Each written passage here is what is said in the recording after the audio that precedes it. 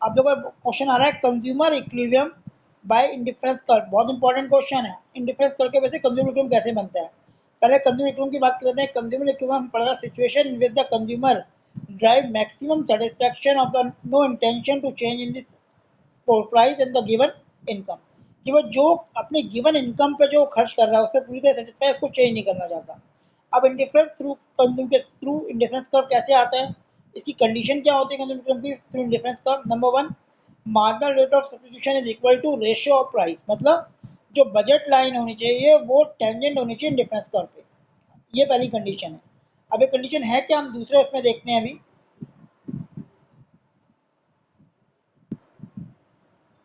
बेटा ये कंडीशन बनती है, कर्व इसमें आया नहीं हुआ पूरा, वो इस तरह से बनता है। ये एक लाइन बनती है, तो ये आपकी बजट लाइन है और ये इंडिफरेंस कर्व है, ये इसे टच करना चाहिए। अगर मैं इसे रिफ्ली पूरा बनाऊं तो बेटा इस तरह से बनेगा, देखो।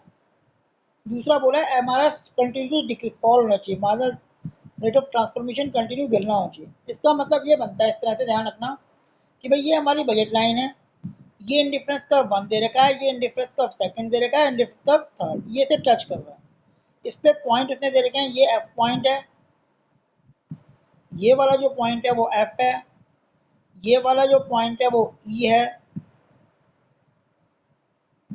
इधर जो एक पॉइंट है वो आपका सी है, जी कह लो आप। एक पॉइंट आपको इसमें दे रखा है एच है, एच है। तो ये 3 डिफरेंस कर्व है। तो बेटा इसको तो अचीव कर ही नहीं सकता क्योंकि तो बाहर है उसके। वो इस लाइन पर, बजट लाइन पे जो पॉइंट है ना उसको अचीव करेगा। कौन कौन से पॉइंट बन रहे हैं, एक पॉइंट ये बन रहा है, अगर हम चेक करें, एक पॉइंट ये आ गया, एक ई आ गया और एक जी आ गया।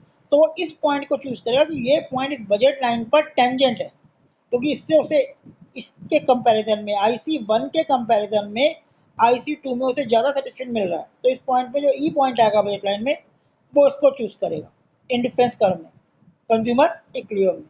तो देखो यहाँ पे भी लिखा है IC1 IC2 IC3 are the 3 difference curve. IC1 IC2 IC3 AB budget line with constant with the budget line high difference curve which consumer can achieve IC2।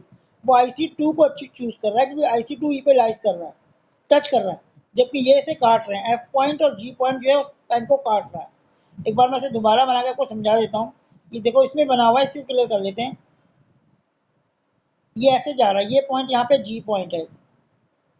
तो जो IC2 है, IC2 जो है वो इसे कट टच कर रहा है, तो वो एफ पॉइंट को चूज नहीं करेगा, जी को। इसका जो सेटिस्फेक्शन लेवल है इससे कम है, तो जिसका सेटिस्फेक्शन लेवल ज्यादा उसको चूज करेगा, तो ई पॉइंट को चूज करेगा जो IC2 पे लाइज कर रही है। तो कंज्यूमर वाई गुड्स को ON कंज्यूम करेगा और एक्स को OM गुड्स कंज्यूम करेगा। यहाँ पे एम पॉइंट होगा, तो लिखा है IC1 IC2 IC3 are the 3 indifference curve। AB budget line है with the constant budget highest indifference curve which consumer can reach is IC2।